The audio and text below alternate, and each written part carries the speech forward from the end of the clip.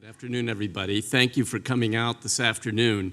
I'm Brad Wilson. I'm with the James Madison program, which is sponsoring this lecture. I want to thank two other institutes or programs at Princeton for co-sponsoring today's lecture with us. One is the Institute for Trans-Regional Studies, and the other is the program in Near Eastern Studies. We owe Bernard Heikel a debt of gratitude for agreeing to sponsor this with us. So our lecture today is, Does America Have a Middle East Strategy? It's part of our America's Founding and Future lecture series, and our lecturer is Michael Doran, who received his PhD here in 1997. He's a senior fellow at the Hudson Institute in Washington, D.C., where he specializes in Middle East security issues. In the administration of George W. Bush, Dr. Doran served in the White House as a senior director in the National Security Council with responsibility for the entire Middle East except for Iraq.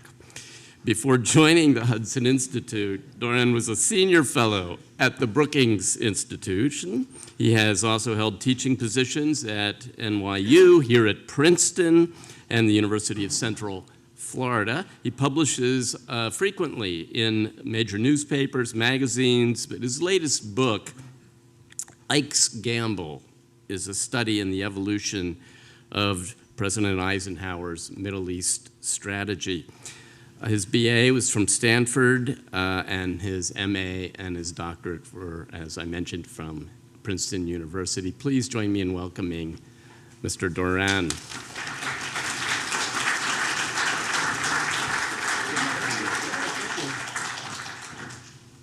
Well, Brad, thank you for that introduction, and thanks to all of you for coming. It's a great pleasure to be back here. Although I was just sitting down there when he said I got my doctorate in 1997, I thought, wow, I can't believe it. I don't know where the years went. I can't quite believe it, but I guess we all have that experience. Okay, so let me start with some questions for you. Who are we fighting in the greater Middle East? What are we fighting about? What constitutes victory? How do we achieve it with the tools and the resources we have available? I submit to you that if we took the top 10 people from the top 10 foreign policy officials from the last 4 administrations, and we brought them all together in a room, and we asked them those questions, we would get no consensus whatsoever from them. And even more disturbing, I submit that we would get no consensus within each group of 10 from each administration. I'm pretty confident of that there's no general idea at all among our elite about what we're doing. Now, why? That's actually a bigger question than I care to answer tonight, but it's a good one to have in our minds. But I think part of the reason, or at least a way to begin thinking about it, is that we no longer have a Soviet Union to orient us. I mean, our experience as a superpower was intimately bound up with countering the Soviet Union, and we came to understand ourselves on the global stage as the power that was pushing back against the Soviet Union. And once that North Star was gone, we didn't have a clear idea anymore of what it is we are doing and how we should go about it. And to be honest with you, not to send you all the way already here, but I don't see an easy way of getting it back at all. That's a spoiler alert. But I have much more to say about why I think it's hard. Looking back on it, I think the consensus on containment, the consensus on containment of the Soviet Union was never quite the consensus that we have pretended it was now that we're no longer containing the Soviet Union. But there was kind of a pseudo-consensus, and that was valuable as a means of orienting the country and giving us a sense of purpose. Now, let me take you back a little bit and remind you of what containment was as defined by the architects of the policy. And I want to do that for a very specific reason. That is, these days, especially when people are criticizing President Trump, they talk about our purpose in the world is to uphold the liberal international order. I don't actually know what that is, but that's a phrase that people say all the time, the liberal international order. And I would submit to you that that was not what we were doing when we were containing the Soviet Union, at least not at the beginning. So let me read to you from Present at the Creation by Dean Acheson, President Truman's Secretary of State and I think close friend and a leading architect of the containment strategy. He makes the point clearly that values and even interests were not at the heart of our alliance against the Soviet Union. And here's what he says. It's very interesting. It was true and understandable to describe the Russian motivating concept as being that no state is friendly which is not subservient. And our motivating concept that no state is unfriendly which, in return for our respect for its rights, respects the rights of other states.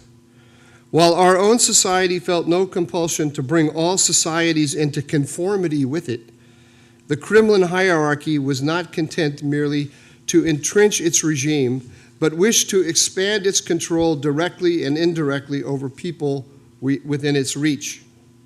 So, in other words, the Soviet Union was all about instituting a single civilization with a single hierarchy. We were not about that. We were about each country looking after, each country agreeing not to threaten other countries and agreeing to work with us to contain the Soviet Union. But we did not insist on a uniform system of values. I think that's very important, and I would call this, for lack of a better term, and I'm not using the term in any kind of a rigorous intellectual way, I just call it foreign policy realism.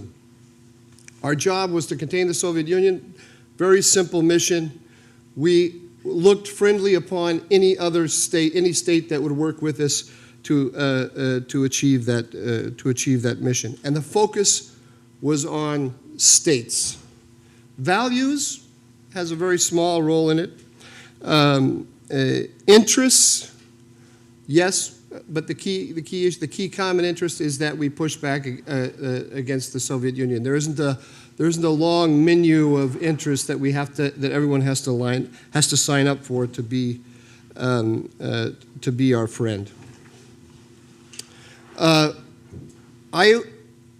In my view, what's happened to us in the Middle East, perhaps globally, but I'm just focused on the Middle East, since the end of the Soviet Union, is we have lost that frame of reference. I mean, that approach to leadership of the international community, or leadership of our alliance in the Middle East. In fact, I think we have lost, in general, the concept of alliance.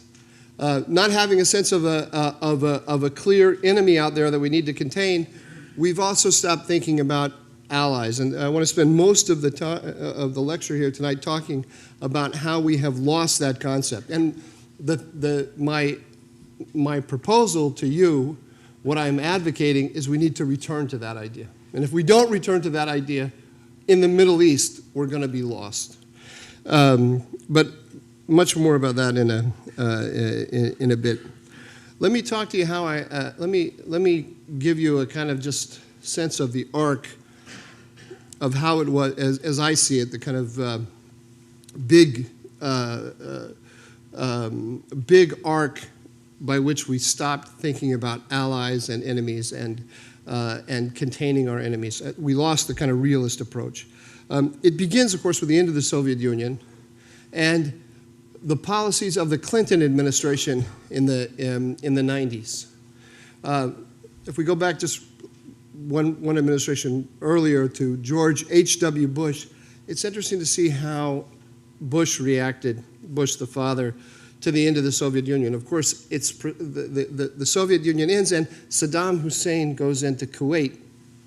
And we see it, our job is to uphold the international order against rogues like Iraq under Saddam. And so we put together a coalition and pushed Saddam out of Kuwait. And then what did we do? The rest of the administration, the rest of the time the administration was focused not on the Gulf, and it's interesting that it wasn't focused on the Gulf, because the Gulf is where the Gulf is where the oil interests of the United States are.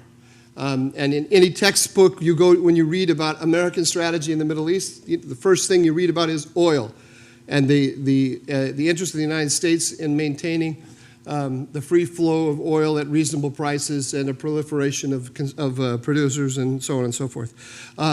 But very quickly, the attention and focus of the administration shifted from the Gulf to solving the Arab-Israeli conflict.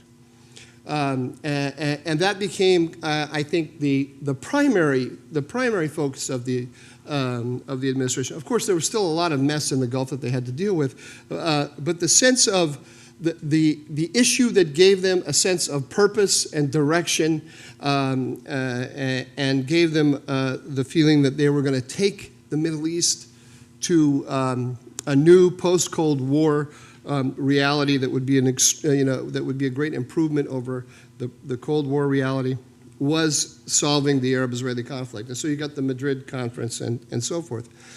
The same was true then. I think that sentiment carried over into the Clinton administration. The Clinton administration's attitude toward the Middle East was, or policy toward the Middle East was, dual containment in the Gulf while trying to solve the Arab-Israeli conflict.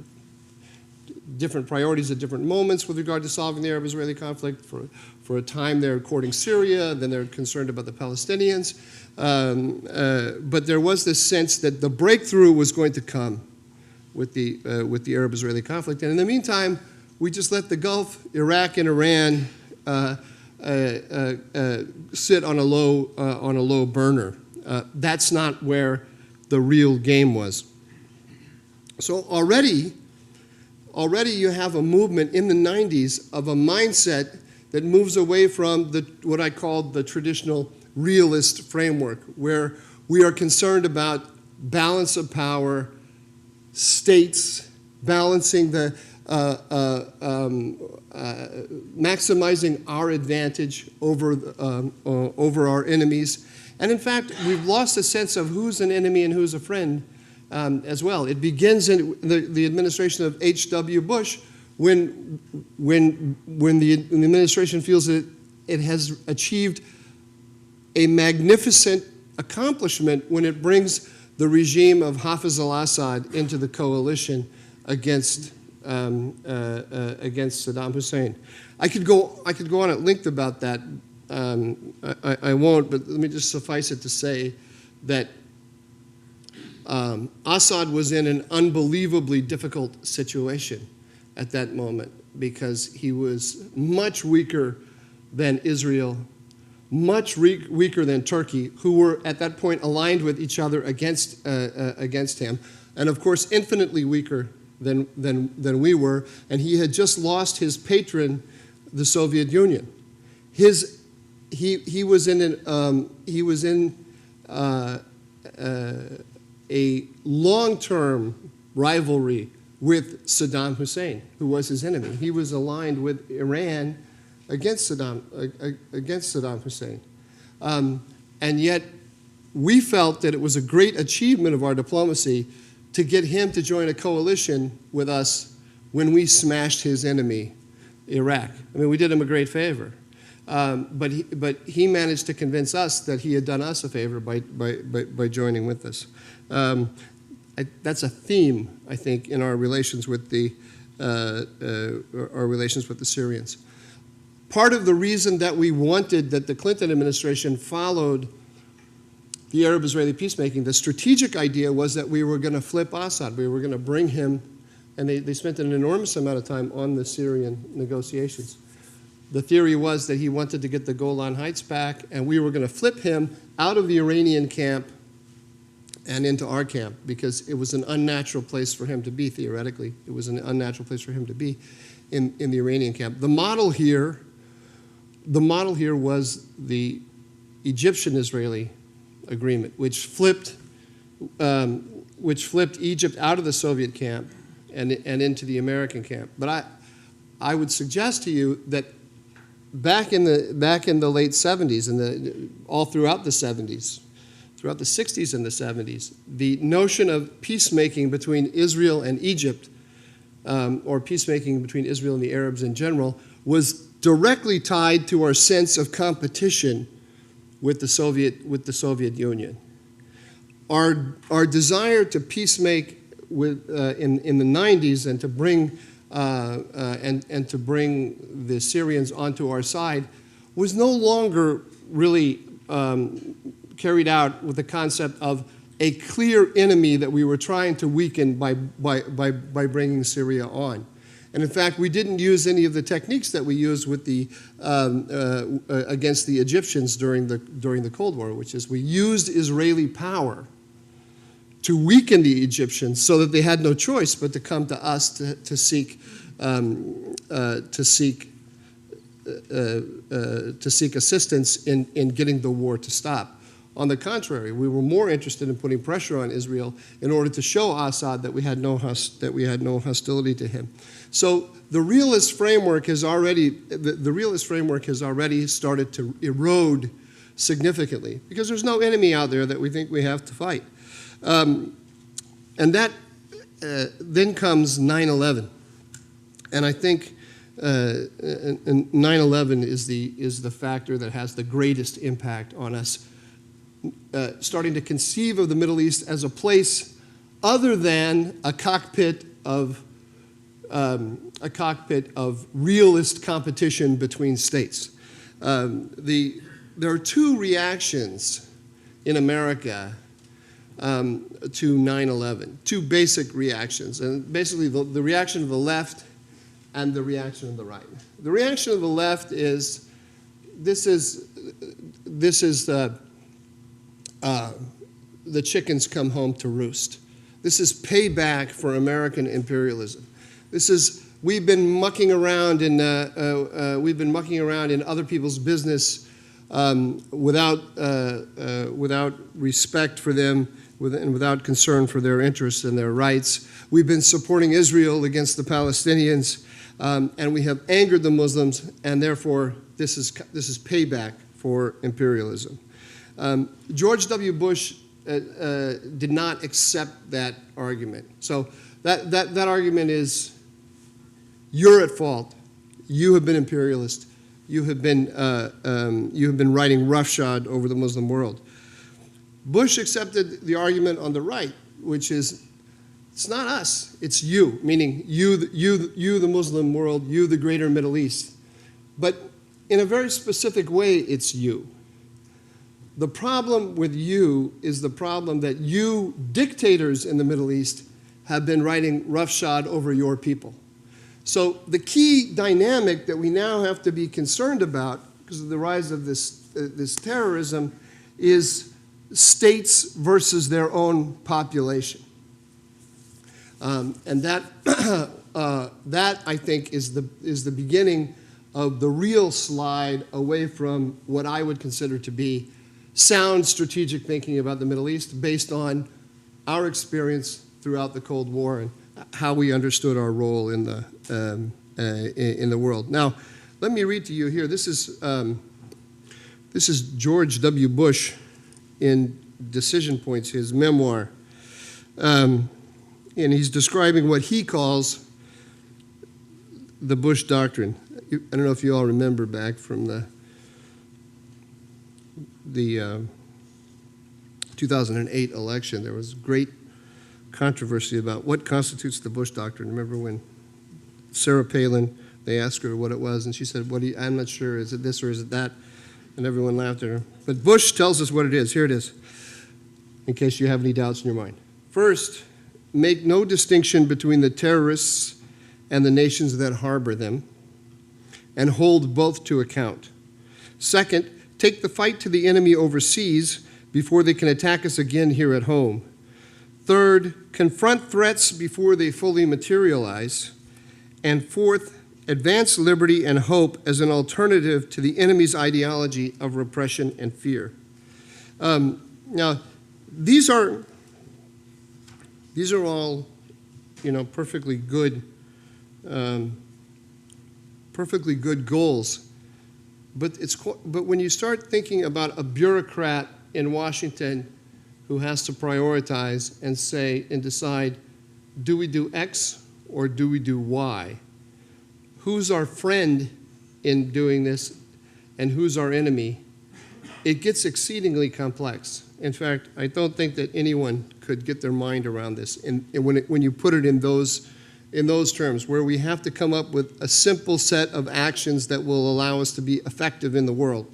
Let me just take the last one, which I think became very near and dear to Bush's heart. Advance liberty and hope as an alternative to the enemy's ideology of repression and fear. In the Middle East, our closest Arab ally is Saudi Arabia, our close ally throughout the Cold War.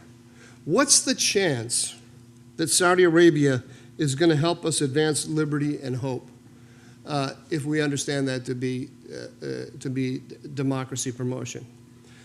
Our other closest Arab ally at that time was Egypt. What's the chance that Mubarak's Egypt is going to help us advance liberty and hope? And I mean, obviously, the answer is zero. And if we were to try to democratize Saudi Arabia, the likely result would be something like what we saw in the Arab Spring in 2011, quite a chaos and death, rather than freedom and liberty and prosperity. And so there's already just with point 4 there.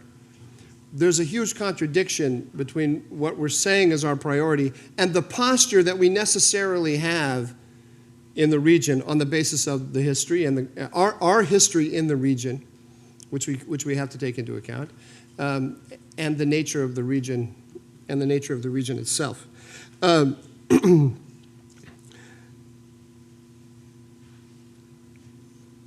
Third, confront threats before they fully materialize. That sounds great, but how easy is that to actually implement? And I suspect that, I suppose that the attack on Saddam Hussein, based on the notion that he had WMD, was the implementation of that concept. But the fact that he didn't have WMD or didn't have WMD of the type that we thought in the quantities that posed an actual threat to us became a massive controversy the minute we toppled Saddam Hussein. And it made that principle inoperative thereafter, because we quickly found out that Iran was actually in the process of building a serious nuclear program. And I was in the White House at the time, and I saw Bush wrestling with the issue, and Bush did not implement the Bush Doctrine with respect to Iran. Presumably, it's one of those issues that was never talked about. It's fascinating when you work at a place like the White House, because there's all kinds of things that when you go in you think you're going to know by the time you come out, but you find out that you don't know them actually even after you work there, because you don't want to. The people in power don't want to talk about certain things, because if they had to say what they were thinking, it would have an effect on the world or put them in a position where they would have to take actions that they know they don't want to take, so they don't ask the questions because they don't want to give the answer.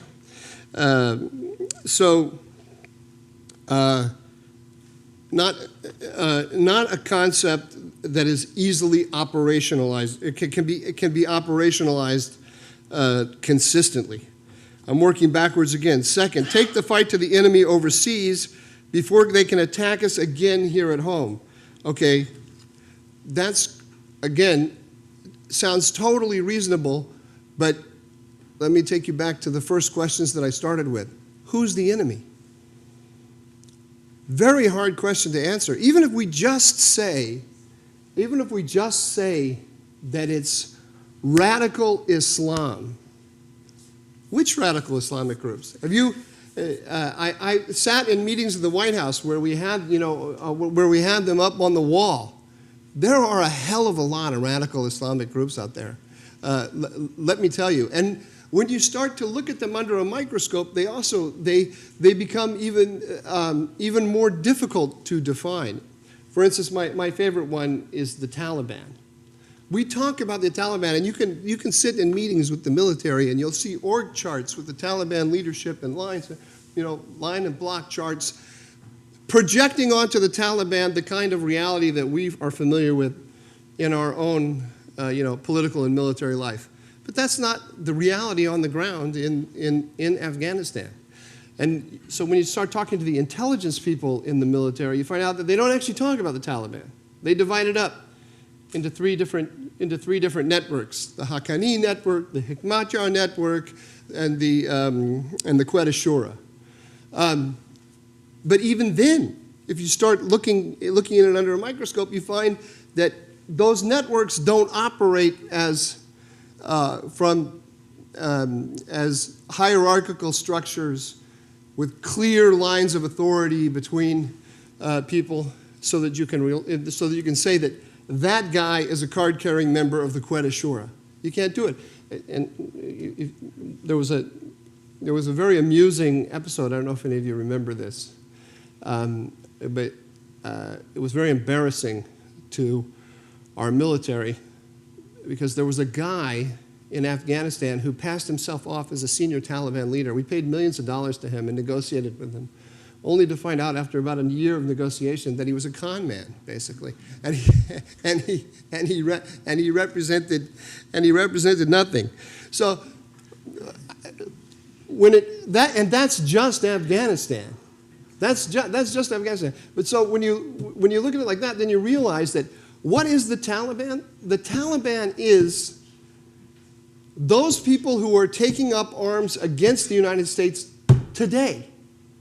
But they might not be the same people tomorrow, because they live in a world of networks on the ground that are responding to in which there are competing loyalties, for one thing, but also responding to changing conditions on the ground. And it's also a certain kind of place. It's a certain kind of place where people are bored, and if you're a young man with nothing to do, shooting at the Americans is good fun, right? So today you're not a member of the Taliban, but tomorrow, hey, why not? Okay, and then so that one kind of falls apart, and that was only looking at the Sunni radicals, but here, and this is the issue that I want to get to in a second. What about Iran? Is Iran an enemy or not? Iran is a country that is harboring terrorists and that are working to undermine Americans and American allies across the region. So what's the relationship between our fight against Sunni Islam, or Sunni radical Islam, who are we fighting there in particular, and our contest with Iran? Again, very difficult to figure that one out, but in a way that allows you to give orders to a bureaucracy to say, go execute X. Right? And then, again, working back, first, make no distinction between the terrorists and the nations that harbor them, and hold both to account. I won't bother. I think if you just think about the news since 9/11 and all of the cozy deals that countries across the Middle East have made with terrorists. Yeah, there's Pakistan with bin Laden. There's Al-Qaeda in Iran. which is something that we don't like to, that the government doesn't like to talk too much about. But there have been al-Qaeda members in Iran since 9/11. And repeatedly, the intelligence community has told us that al-Qaeda uses Iran for movement of money and logistics and whatnot. You can't fight everyone. You can't fight everyone. You have to decide, this is enemy number one, this is enemy number two. It's a choice. And the problem with the Middle East, it's a problem throughout the world, but unlike East Asia or Europe, it doesn't organize itself for you. So if you're a U.S. leader and you look at Europe, we have a formal alliance, NATO. That's already a good idea about who the friends are and who the who the enemies are. And then you have a whole history of relations of working with countries on certain issues.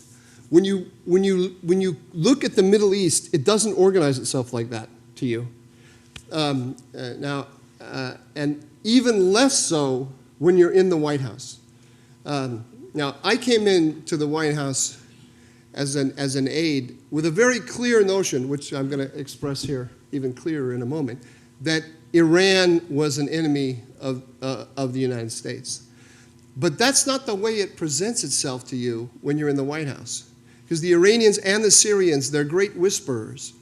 And they whisper to the White House through intel agencies, through allies in the Middle East and in Europe, that we don't have a problem with you, really. We have to go out in public and say nasty things about you for domestic political reasons, but really we have a lot of shared interests, and you should work with us. I mean, the constant message of the Iranians when I was in the White House, which you can now hear, it's now part, since the Obama administration, is now part of their public rhetoric, is, why are you so close to the Saudis? The Saudis are the source of all the problem. You should work with us, and you'll achieve a lot more. And we're much more alike, and we're a civilized people with a great history. Look, these guys are lizard eaters. What's wrong with you?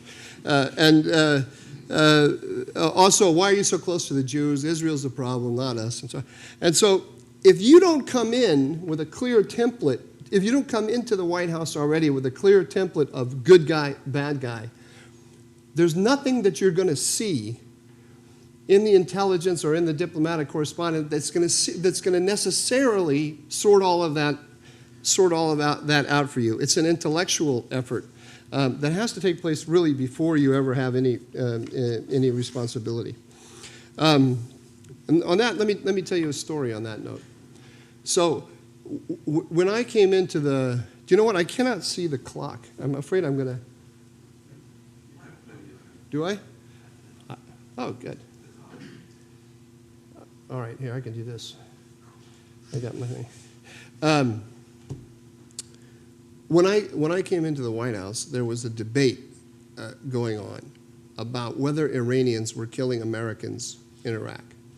And I very stupidly, very naively, because I had been I had this, you don't know my bio, I was a professor at Princeton, and then I went to the White House. So I learned about how to work in the government while working in the White House, which is kind of wonderful and horrible.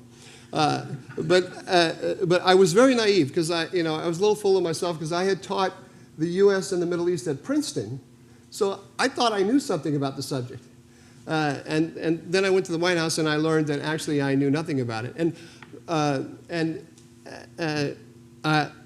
Although I did have a certain intellectual confidence about who's a good guy, who's a bad guy, that kind of thing, but I especially didn't understand the politics of the executive branch and how that works. Constant jockeying for a position between the White House, State Department, CIA, DOD, and all of that you read about every day.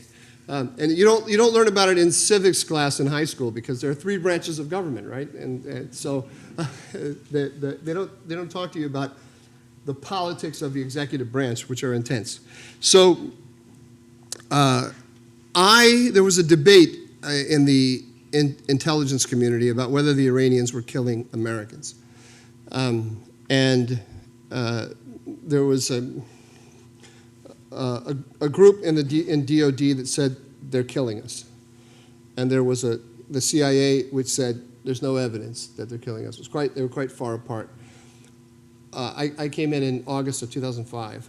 Over that course of that year, the distance decreased. And it was on the basis of, I don't know if you remember the news reports about this, the forensics on the IEDs, the EFPs, the explosive charges that the Iraqis were using to kill us in Iraq. The forensics were irrefutable. It was coming from Iran. And there were lots of other absolutely irrefutable intelligence. Iran. Now, before that happened, I immediately, being an idiot, I immediately took the side of those that said they're killing us. And the intelligence people would say to me, why? And I would say, what's your evidence? And I say, well, I just look at the map. I mean, Iran is here and Iraq is here. If I'm an Iranian and the Americans are doing that, there's no way I'm going to sit tight and do nothing. And that was really stupid because you remember there was the whole WMD in Iraq question, and the administration said it was a threat, and the intel community had doubts. And then the intel community got over its doubts, and it later said because of the pressure from the Bush administration. So I was told to shut up about this because browbeating the intelligence community from the White House was not smart, and if I didn't watch it, I'd have nasty articles about me in the New York Times. So I stopped doing that, but it turned out in the end that I was right. Not that I'm right about everything, but I was right about that. And the forensics came back, and then there began this long, tortuous, secret process about whether we should do anything about it or not. It went on for a long time, secret meetings. It was kind of interesting, kind of weird. At one point, we decided to move intelligence assets off of Al-Qaeda in Iraq and put it on Iran, as a result of this intelligence that we had gotten.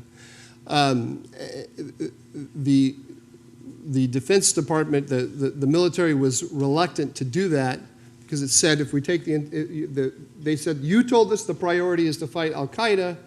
Now you're saying you want to take the intelligence assets and put them on Iran. What's your, what are we supposed what are we supposed to read from that in terms of priority? What they really wanted was they wanted us to take the White House to take the responsibility so that if something went wrong, they wouldn't be held accountable for it. So the decision was made to do that. And then later on, a decision was made to issue what's called an exord, which I had never heard until I was there, and that's an execute order from the president. When the president gives a command through to the military to go do something, go execute X, Y, and Z. It takes time to put together an exord because the military has to look at resources and capabilities of the different of its different assets and decide roles and missions, who's going to do what, and how are they going to do it, and so on. So anyway, Christmas 2006, I woke up that weekend, I can't remember what day it was exactly, to news that we had started rounding up Iranians in Iraq. It was quite exciting, including in the compound in Baghdad of Ayatollah Hakim, who was not an ally, but was working closely with the Americans. And here we had IRGC guys in his compound organizing attacks against Americans, and our military went in and grabbed him. Now, I was shocked by the news because the last I had heard, we were generating the exord, and it hadn't gone out. So I went into work all depressed because whenever something happens in Washington, whenever something happens and you don't know about it, you feel like, oh, you've been cut out, and you're no longer part of the in crowd on these big decisions. So I went in only to find out that nobody in Washington knew that we were about to round up Iranians in Iraq. The president didn't know, Secretary of Defense didn't know, Secretary of State didn't know, nobody knew. So I called up my counterpart in the Defense Department, and I said, very proud of myself for knowing what an exord was. And I said, last I heard, we were generating the exord. I didn't know that it had gone out. And he said, well, actually, it hasn't. And I said, well, if they haven't been ordered to round up all these guys, why are they doing it? And he said, we're trying to figure that out. So Anyway, what they figured out, this is very interesting, the key decision that was made in Washington wasn't to generate the export, it was to move the intelligence assets onto the Iranians. The minute they did that, the grid lit up, and all of a sudden there was a ton of information on the commander's, a ton of intelligence on the commander's desk in Baghdad, showing that the Iranians were organizing attacks against the Americans. And so he said, quite rightly, I don't have to wait for the damn XOR. This is a force protection issue. I mean, for protecting his own men is his number one responsibility. So he just started rounding them up. Now, that was his argument. He probably also wanted to send a message to Washington that the Iranians are a problem. So he did that. But for me, this was a huge lesson, and it's a huge lesson about strategy and about how to think about it all. Because if you think about how our debate is conducted in this country, we spend a lot of time talking about the intelligence. And the assumption of the discussion so often is that intelligence generates good policy. And you hear it all the time now with the debates in the Trump administration. The intelligence professionals tell Donald Trump he doesn't know what he's talking about. And that doesn't comport with what the intelligence professionals say. But it's not just that. There's debates all the time. The CIA didn't foresee the Arab Spring. The CIA didn't foresee the fall of the Soviet Union. We debate this all the time, and it's so the appeal to expertise of the intelligence of people agencies is such an attractive argument that people are always going to make it, and from all sides of the political spectrum, in support of all kinds of different arguments. I think there's no way to do away with it, but if it fosters the notion that that good intelligence produces good strategy, it's wrong. The lesson, or it's more often wrong than not. Obviously, good intelligence can help you put together a good policy. But from my experience, the exact opposite is the case, and it's what we should be thinking about. And that is to say that good policy produces good intelligence. The intelligence didn't tell us what the Iranians were doing, and the extent of the damage that the Iranians were doing to the American forces on the ground until we ordered it to look at what the Iranians were doing. So you already have to have the idea that this is a problem in order to get really good intelligence about the nature of the problem, which means that these higher level concepts, and these are not grand strategic concepts, or if grand strategy is at 30,000 feet and intelligence is gives you the tactical information that Zarqawi is in that house, so let's go bomb him. Then we're talking about concepts at the 15,000 foot level or the 10,000 foot level about where we should be putting our priorities, what the major problems are, and so on and so forth. Now, the problem with the way the big arc of our policy has gone in the Middle East, since I said we stopped thinking about states, is we don't actually see what the states are doing, or we see it only through a very narrow prism. Because what happened to, that's a very abstract, I put that in a very abstract way, which won't make any sense. Let me go back to make it, what I'm trying to say clear. Let me go back to Bush's 4 aspects of his doctrine. Make no distinction between terrorists and the nations that harbor them. Take the fight overseas before it comes to us. Confront threats before they materialize. And advance liberty and hope, and so on. What that became effectively was, in terms of what could be operationalized, was counterterrorism first. The fight against Sunni radicals first, everything else second. And in the Bush administration, in terms of the big issues that we faced, it was the question of countering Iran versus the question of Al Qaeda, as I just described to you in that episode of deciding whether or not to round up the Iranians. George W. Bush never made the decision that fighting Al-Qaeda and then and allied radical movements was a greater priority than countering Iran. He thought he was doing both simultaneously. But when you look back on it and you look at how the bureaucracy interpreted it all and the decisions that were made and the day-to-day prioritization, counterterrorism became the priority. And we developed after 9/11 a huge, and it still exists, it's huge counterterrorism bureaucracy. And what we have done effectively is we have substituted counterterrorism for strategy. And that's because, as I laid out to you at the beginning, we no longer have a sense of clear orientation. And if you got 10 guys in the room, 10 powerful guys in the room, and we're talking about priorities, they don't agree with them. They don't agree with each other. But the counterterrorism people have a real strong sense of mission. They have intelligence at their disposal. They have an apparatus to do things. They have a strong sense of mission. And that mission has a strong domestic political resonance. Nobody in their right mind is going to tell the president that it doesn't matter if we don't foil a terrorist attack. That is always going to matter. That is always going to matter politically.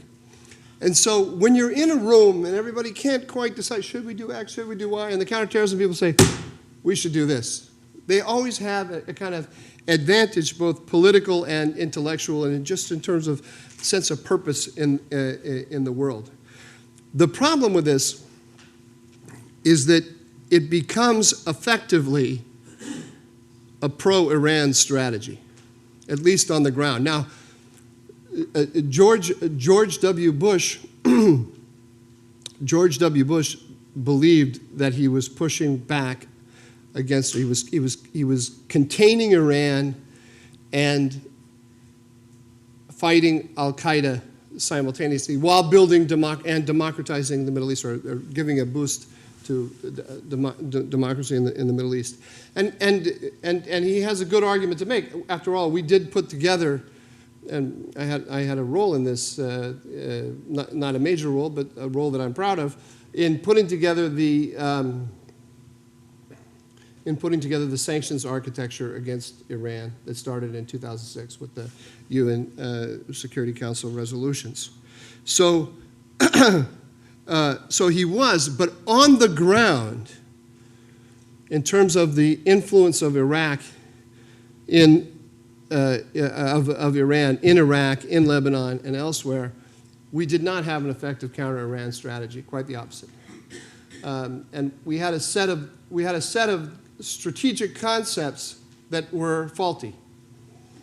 I mentioned the counterterrorism. I'll come back to that in a minute. But also we have this idea of democratization. That the democratization of Iraq is going to, the empowerment of the Iraqi people is by the sort of working out of history is going to work against the Iranians.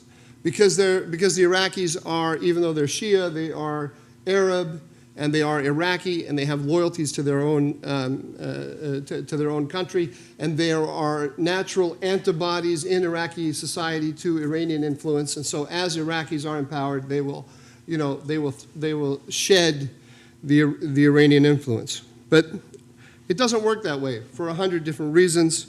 One of which is, and only one. There are many, many reasons, but one of them is the Iranians are nasty bastards, and so they go in and they get their hooks into people, mafia style, and they're not about to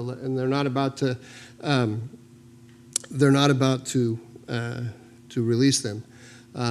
It's only a little bit of an exaggeration to say that when you do something that the Americans don't like, they send a nasty letter, a démarche, and when you do something that the Iranians don't like, they kill your wife. So, or they kill you or your son, or they make their priority known to you in the most direct possible way. So, if it's like, what do I want? Démarche from the Americans, or bloodshed from the Iranians. You'll take the demarche from the Americans. But anyway, we're also on the way out because we send a clear message to the entire world and to ourselves that we don't want to stay there forever. And the Iranians are there forever. You know that. So in terms of the doctrine that the military was following in Iraq of counterinsurgency, it was first we get the terrorists out of the public life. We separate the population from the terrorists.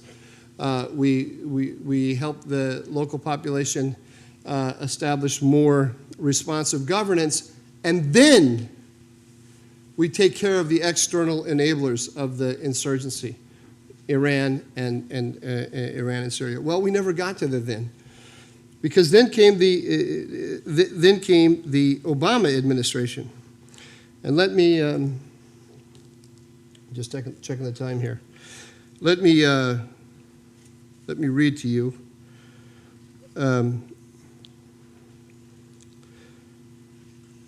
from one of the Gordon Traynor books, Histories on the Iraq War, a very interesting interaction that took place between General Petraeus in Iraq and then Senator Obama, who was the leading candidate for president, leading Democratic candidate. He had not yet gotten, he was all but the candidate, the nominee for the Democratic Party. It was a done deal, but he was not officially the nominee.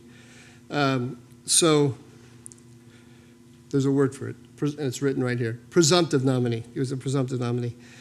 So he had called for a withdrawal of all U.S. troops from Iraq within 16 months as part of the campaign. He came and he talked to Petraeus and he urged a very quick withdrawal. And Petraeus said, we can do this mission with fewer forces, but this will incur greater risk. The enemy can come back. And he put emphasis on the Iran-supported militias that were at that point on the retreat. And Obama said, yes, they've got a patron right there, pointing to Iran on the map. But he talked about the costs of taking too long to deal with that. And he said, the risk is that, this is Obama speaking, the risk is that stabilizing Iraq takes so long to do that we will lose the war elsewhere, in Afghanistan.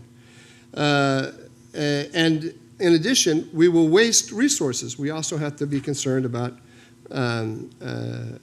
building the United States. I'll do what you want me to do, Petraeus said, but I'm going to give you my best military advice. You seem to want me to tailor my advice to your preferred policy. And that was indeed his preferred policy. He had already, the striking thing to me about this is that President Obama had made the decision before he was even the nominee for president that he was going to pull quick. He wrote, he later told David Rimnick of the New Yorker that it's very important as president to know what your paragraph is. He said every president gets a paragraph in the history book. And to be effective as president, you have to know what your paragraph is going to say. So he had written his paragraph on foreign policy before he had even become president. And the paragraph went, I ended Bush's stupid wars. That was the paragraph. And even though his military commander was telling him that if you end it in the way that you're saying, you're going to be handing the country to Iran. Now, the outreach to Iran, in my view, was prefigured in his mind that the negotiation over the JCPOA, the Iranian nuclear deal, was prefigured in his mind before he ever became president. Because, and the logic is very simple. It goes like this: I'm going to go down in history as the president who ended the stupid war in Iraq. There's a threat from Iran. If I want to pull out of Iraq, and I don't want to threaten the Iranians, then I have to negotiate with them over their position in Iraq, to be sure, but also over the Iranian nuclear deal. Now, the Obama worldview, which is very common in our national security elite, is that the United States and Iran are actually natural allies, or at least they are potential. They have a tremendous overlap in their interests, and therefore, deft diplomacy can bring us to a strategic accommodation with the Iranians, unlike some other parties in the region. What are the overlapping interests? A shared interest in stabilizing Iraq, a shared interest in defeating Al-Qaeda and then later ISIS, and so on and so forth. And if we just show them, the Iranians, that we don't want to topple them, then we can unlock the potential of the cooperative potential of these overlapping interests. That's the worldview. I don't share it at all, but that's a common worldview, and it's not unique to Obama, and it's not unique to Democrats, although it's more prevalent on the Democratic side than on the Republican side. But it is absolutely the worldview. I don't know if you remember of the Baker-Hamilton Report. This was the congressionally mandated report on Iraq that was produced in 2008, 2007, 2008, around that time. The Baker-Hamilton Report had 5 basic elements to it. Pull the troops out of Iraq, plus up the troops, increase the troops in Afghanistan, reach out to Iran, reach out to Syria, try to solve the Israeli-Palestinian conflict. That's the Obama vision right there. It was in the Baker-Hamilton Report, endorsed by none other than James Baker. That's James Baker, who was the Secretary of State and close confidant of President George H.W. Bush. So the Obama approach to the Middle East enjoyed support from some elements on the Republican side too. People in the national security elite who think this way often hide some aspects of their views because they are politically toxic among on the Hill, particularly among Republicans. The pro-Israel community doesn't like it because it's all about reaching out to Iran and solving the Israeli-Palestinian conflict and so on and so forth. So whereas the point here, the big point here, is that George W. Bush thought he was pushing back against the Iranians and the Sunni extremists simultaneously. In fact, he had prioritized. In practice, he had prioritized the Sunni extremists over Iran. President Obama comes in with a concept that said Iran is not a problem. Iran's a potential ally against the Sunni extremists, and he pursued that policy aggressively, although never completely admitting it. The JCPOA, the nuclear deal, was always presented not as part of a larger regional vision, but just a narrow nuclear non-proliferation agreement. But there was this element to it. The counter-ISIS bureaucracy, President Obama gets into a problem with his paragraph. His paragraph is threatened when ISIS takes Mosul. He has to take action, and he's forced politically to return troops to Iraq, and even worse, insert troops into Syria. He doesn't want to do either because it destroys his paragraph, but he's forced to do it, and the counterterrorism bureaucracy becomes the counter-ISIS bureaucracy. The vision of the Middle East, of the counter-ISIS bureaucracy, you just have to take my word on this, is objectively pro-Iranian. Whether they admit it or not, whether they say it in that way, or whether some of them are actually even aware, that is the effect of their view of the world. And you can see it very clearly on the ground if you see that during the Obama administration and continuing into the Trump administration, the Iranians have gotten ever more influential in Iraq, building up local militias on the model of Hezbollah in Lebanon. And we have aligned with them against ISIS in Mosul, and we have done nothing to punish them or challenge them on this issue. We do so rhetorically, but we don't do anything in the ground since 9/11.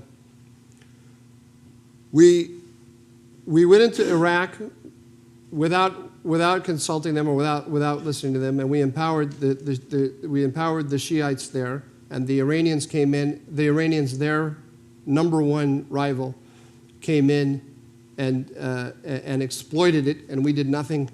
And we did nothing in response. When the Arab Spring took place, their ally Mubarak, we helped to topple against their strong advice.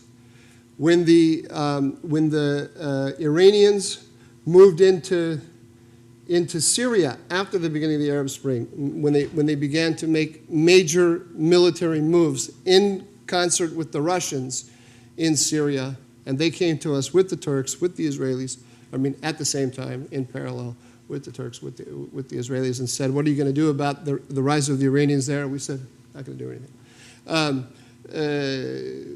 Now the Iranians are moving into Yemen, and we are criticizing the Saudis, maybe not the administration as much, but in Congress, the criticism of the Saudis is at levels we've never seen before because of their war in Yemen, which is to stop the Iranians from setting up a Hezbollah-like force among the Houthis. The Houthis already have missiles that can hit Riyadh, G8 capital. The Iranians can hit through proxies in Yemen. So we're not there for them in terms of their vision, their national security vision of the region. And they are typical. They are typical. There's no power on the ground, with the exception of Israel. The Israelis also have some frustrations with us, but there's no power on the ground that sees us working with them as part of a coalition to shape an order in the region that fits their interests. So we are kind of betwixt and between. We are not a major threat to our enemies, and we are not much help to our allies. This is an unfortunate position to be in. My answer about what to do about it is to go back to Dean Acheson, as I read to you at the beginning, where Dean Acheson said, we need to figure out, where he said we're against the Soviet Union, and we work with those states who are going to work with us against the Soviet Union. That's it. Don't forget about everything else. That is what we need to figure out. Who's our team and is going to help us against our primary enemy? When I read the map, it's very obvious to me, you may not agree with me, which would mean that we're just like the 10 people from every administration that we put in a room. The primary enemy is Iran, or more broadly, the Iranians and the Russians, especially working together, and they need to be contained. And what we should see our role as in the region is containing the most powerful and malevolent actors who want to do us harm, and that is the Iranians and the Russians. The Russian power in the region is built on the Iranians. If we take care of the Iranians, we are, in effect, taking care of the Russians. So I say focus on the Iranians and work with states and solve the counterterrorism problem within the context of the alliance with the states. We do have to do the two things simultaneously, counterterrorism and countering Iran, but we have it exactly wrong in the way that we've been doing it. We've been doing the counterterrorism and thinking the Iran stuff will take care of itself. We have to take care of Iran and work with our allies on the and through our own independent methods of taking care of the terrorism. And I think I probably talked long enough now. I better stop. Yeah.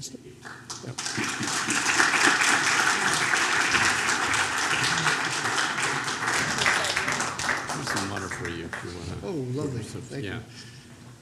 So, Are we doing questions or are we sending yes, everyone away? no, we're doing questions. We have about 23 minutes before 6 o'clock, the bewitching hour. So let me open it up. First, for any students in the audience who might have a question, may I invite you to raise your hand? Okay, then we'll open it up for general questions.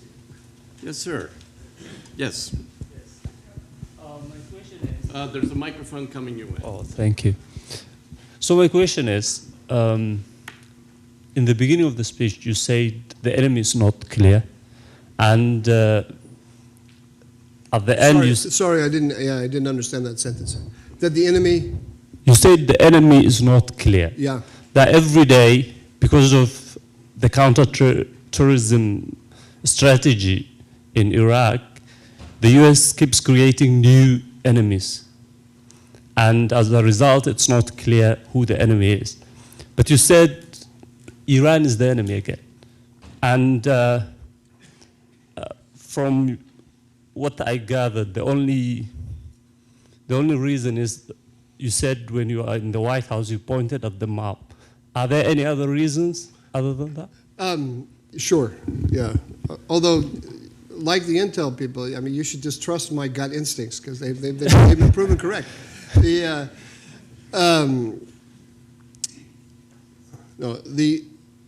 Iranian.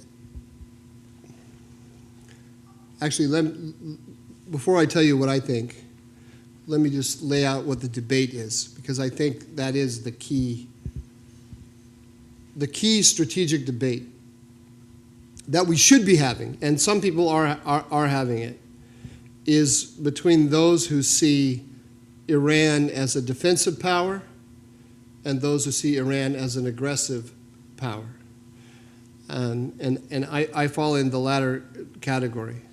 One of the things I mentioned to you that the intelligence doesn't produce good strategy. There are many reasons for that, but one of the things that intelligence cannot tell you is intentions. There's nothing less factual in the world than intentions. You know, you can catch me with my hand in the cookie jar, but I can say, oh, you know, I thought that's where I put my car keys, right? Was I really trying to get the cookie or not? And there's no easy way to prove this. But my view of the Iranians is that they are an aggressive power and that they are inveterately hostile to us and our primary allies, Israel and Saudi Arabia, to be sure. But the country that I'm sort of most concerned about at the moment, I'm concerned about the Yemen question, but I'm concerned about Jordan. Because the Iranians are setting up shop in Iraq now, and they're setting up shop in Syria. And if they want to put pressure on us and the Israelis and on our whole system, Jordan is there, and Jordan is vulnerable for economic reasons because they have all the refugees there and so on. The Iranians have a vision of an alternative order in the Middle East, and they are working to implement it. And the other side of the debate, that's my side, the other side of the debate says, no, they're defensive. They're a status quo power, really. And as I mentioned to you, they share interests with us. And if we work with them and we show them that we're not hostile to them, then we can bring out we can bring out a more constructive policy from them. Now, to that I would answer that even if you don't believe me that they're aggressive, I would say to you that there is no such thing as a constructive Iranian policy. They don't have the tools and the capacity to build anything. They can destroy. They can threaten. They're like mobsters.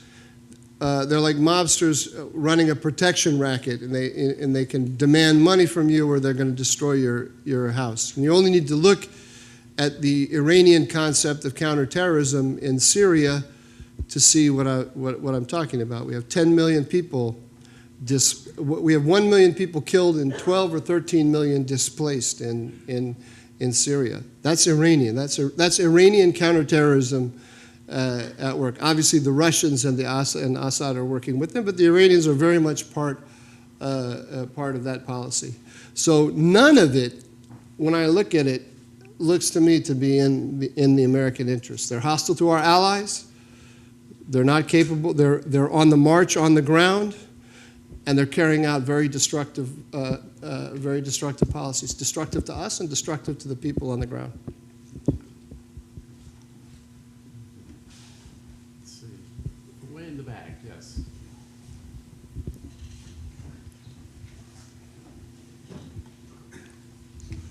So what should our strategy be toward Iran? So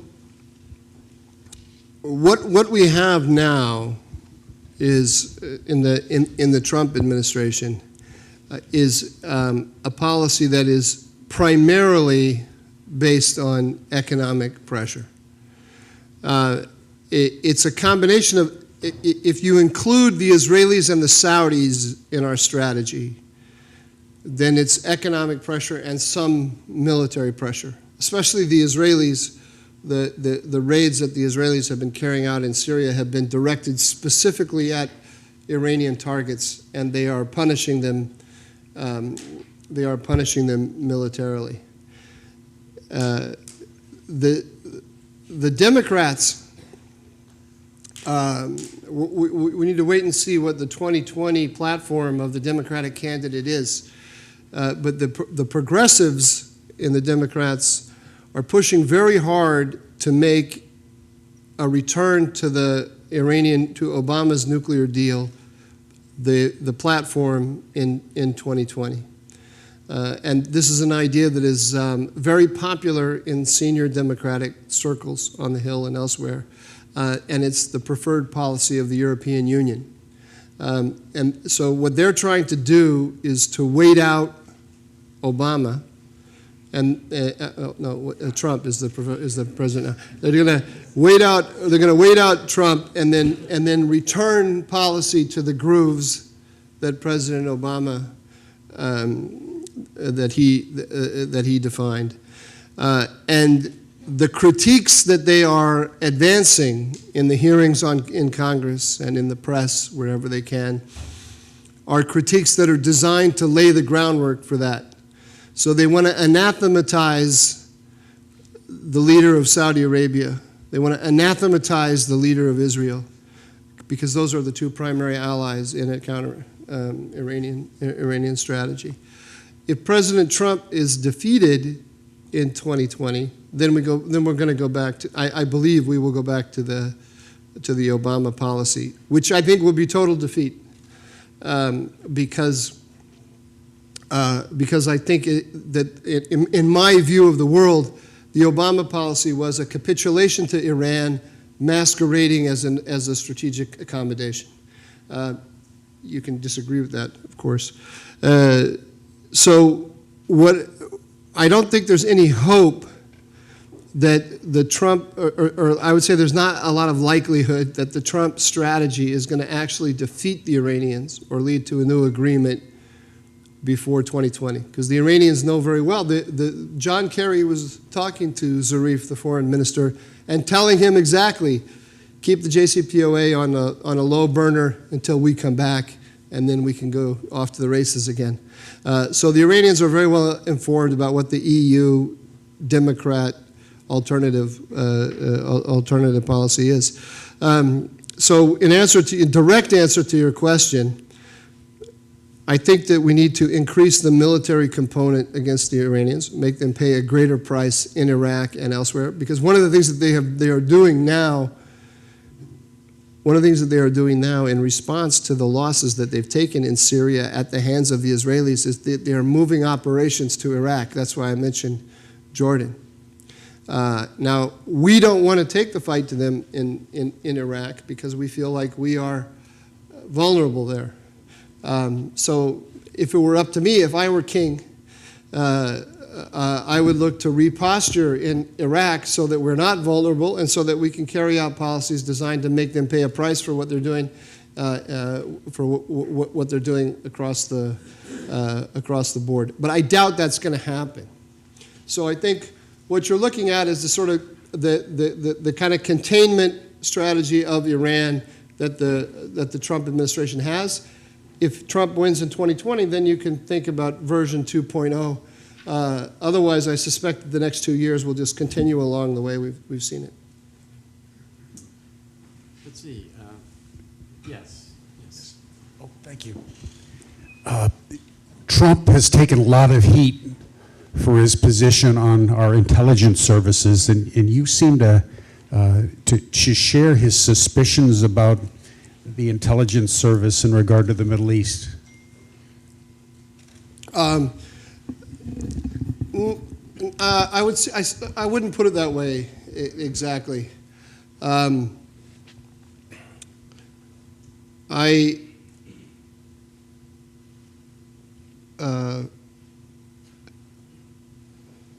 me put the Trump question aside. I'll come back to it in a second. And just what I was trying to say about the intelligence is that we as a people expect too much of intelligence.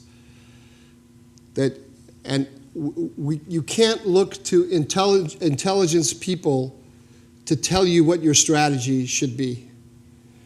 I didn't go through all of the reasons, just some of them. I didn't say that to denigrate the intelligence community, because they do a very important job. But the number one, one of the problems with looking to intelligence people to tell you what your strategy should be is that that's not their job. They tell you what's going on over there. The number one principle of good strategy is know thyself. It's not know what you do have to know what the world is like out there in order to get what you want, but first you have to understand what it is that you want. Who are you? What can you plausibly do? What's tolerable pain for you? What is the thing that what's your greatest aspiration? You have to understand these things, and I don't think we understand that. And I think some of our leaders have had, I think all of our leaders have had unrealistic ideas about what we can do and misunderstandings about what our people actually want. So the intelligence can't tell you that. That has to come from an understanding of America and its place in the world. Then when it comes to explaining the world out there, intelligence is, it is very specifically focused. I mean, when I'm making fun of them, I call the intelligence professionals right ear doctors. You go if you ask a big question, they say, well, I don't know about that, but I know about your right ear, right?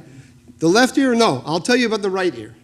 Among the intelligence professionals, it very quickly goes from the guys at the top who can sort of do the world, right? And there aren't many of them who can. And then, boom, you're right down to the right ear doctor.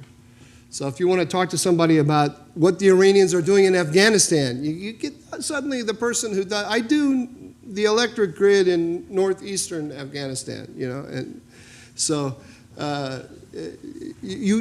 I'm just saying.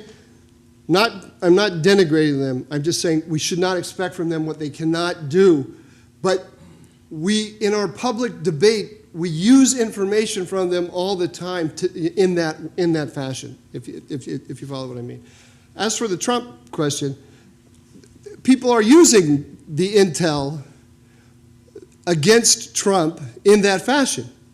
And there are people in the intelligence world who are leaking information. Again, a great example is what they've done to him on Saudi Arabia.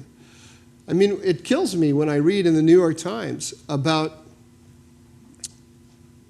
WhatsApp messages between Jared Kushner and Mohammed bin Salman in the pages of the New York Times. That's a severe violation of ethics, if not of law, because they burned a source. The Saudis believe that WhatsApp is secure.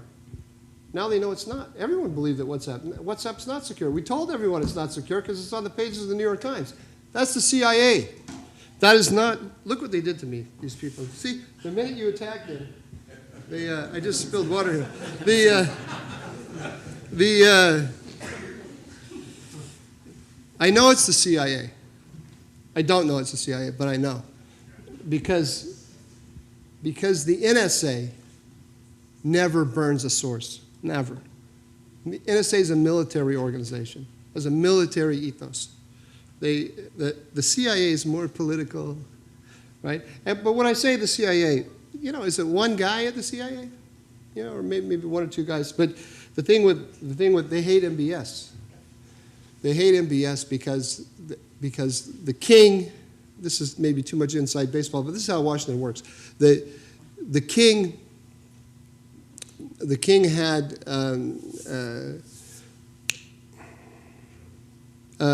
Mohammed bin Nayef was the head of intelligence for years, and he was very close to the CIA. And Mohammed bin Nayef was designated as crown prince. And the king moved Mohammed bin Nayef out and moved MBS in as crown prince. It was a huge blow to the CIA because they had been cultivating Mohammed bin Nayef for years. They had great relations with him, and they thought he's going to be on top, and we're going to run the U.S.-Saudi relationship. We're going to be in the driver's seat. And then MBS made a special relationship with Jared Kushner. So suddenly, the favorite son in the family business has got this relationship, and we, the CIA, we're cut out. Like hell, we're going to screw him. And so then we find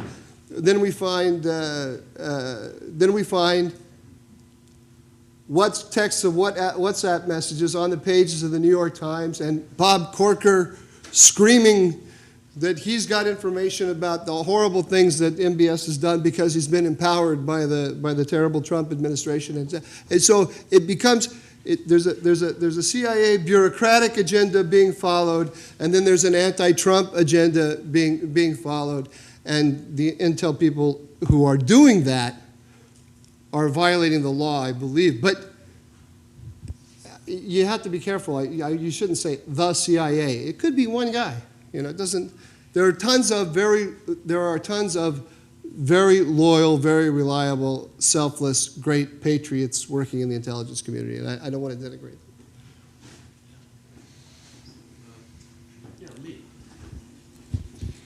Thank you for your remarks this afternoon. So putting on my average citizen hat for a moment, when I look back at 9/11, that's what I would like to not have happen again, given our Mideast foreign policy. And how would your focus on Iran being the number one enemy be most likely to prevent another 9/11? Because my layman's perception is that 9/11 was caused by international, stateless, radical Islam. Right, and that remains a problem. Although we've gotten smarter about those guys since 9/11. But we haven't gotten smarter about the mix between them and the other problems in the region. So the logic of what I'm saying goes like this. We had, in the last two elections, have brought to power presidents who told the American people that they were not going to get deeply involved in the messy wars of the Middle East. And the American people said, yes, that's what we want. I believe that is what we are looking at into the foreseeable future. I don't see anything on the political horizon that tells me people are really itching to go build democracy and put a lot of troops on the ground in the Middle East and build up a new order. So the American people have said, keep the Middle East at arm's length. That's the clear signal to our leadership. So if we're not going to do it directly, we have to do it with partners. That's the way it works. We either don't do it at all, or we say, to hell with it, we get lost, and then come what may.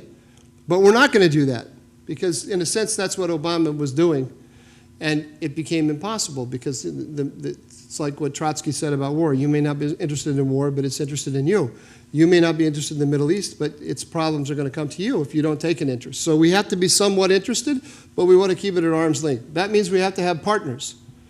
So who are the partners? Obama said Iran is a partner.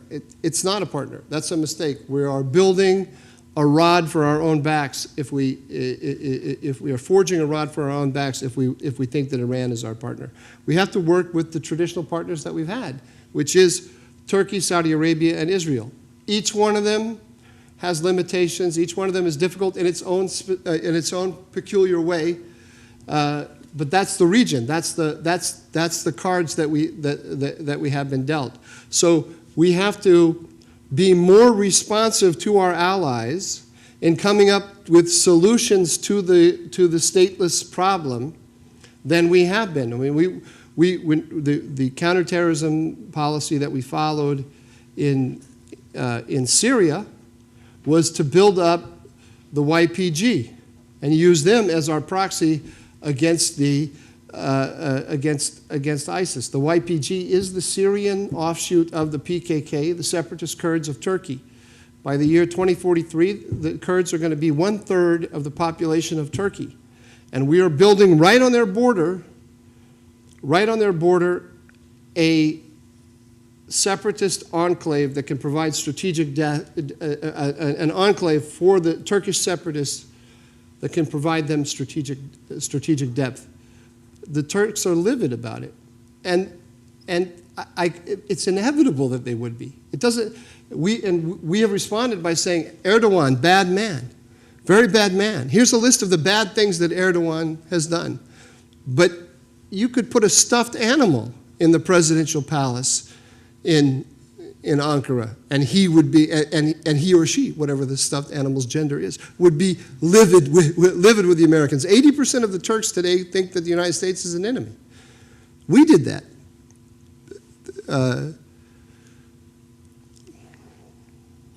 I'm trying to think of the name of. Doesn't matter. You get the point. The solution should have been to work with the Turks to solve the problem. There were ways that we might have done that, but we were unwilling to even contemplate them. Okay, I'm sorry we've got to cut this off. We're at 6 o'clock. It's been really interesting, Michael. Thank you so much. Thank you, Doran. Thank you.